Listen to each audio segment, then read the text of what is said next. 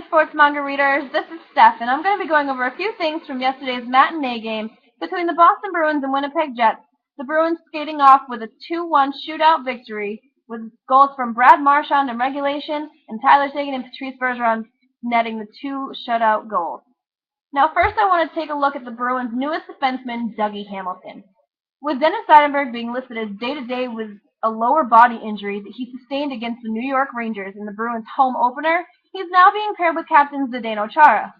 Yesterday, he was on the ice for a total of 23 minutes and 27 seconds, and while that may not seem like a lot compared to his 19 minutes in his NHL debut on Saturday, you have to take into consideration that he's now facing the league's top offensive pairing, and that's definitely going to leave some wear and tear.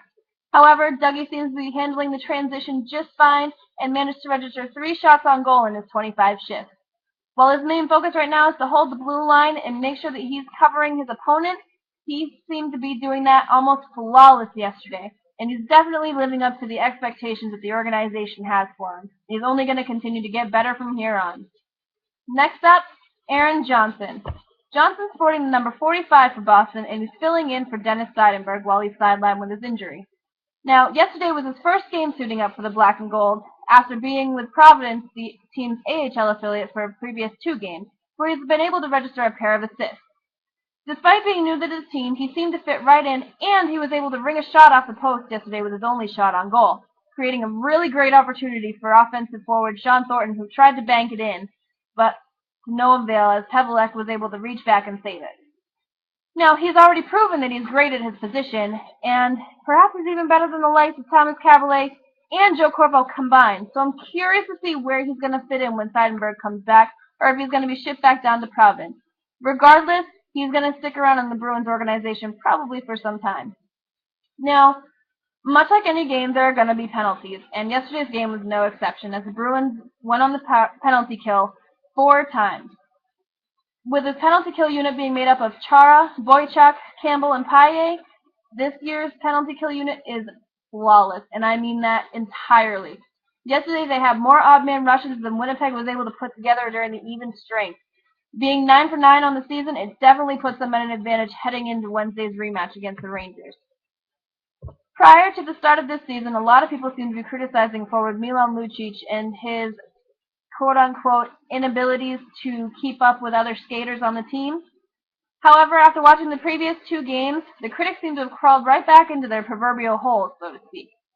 Lucic has already managed to post a goal off of 4 shots, and he leads with 14 hits.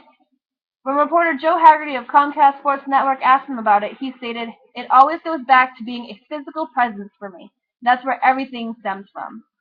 Luch, keep doing what you're doing, and I'm sure we're going to see you among the team's top leaders just like we have in the previous 2 years." Another key concern for Bruins fans was Nathan Horton and how he was going to perform in coming back from his concussion.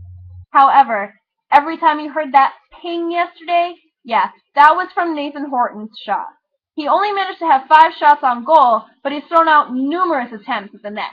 Once he straightens those out, you're going to be wondering who the heck Steven Stamkos and Evgeny Malkin even are, because he is definitely going to be their worst enemy.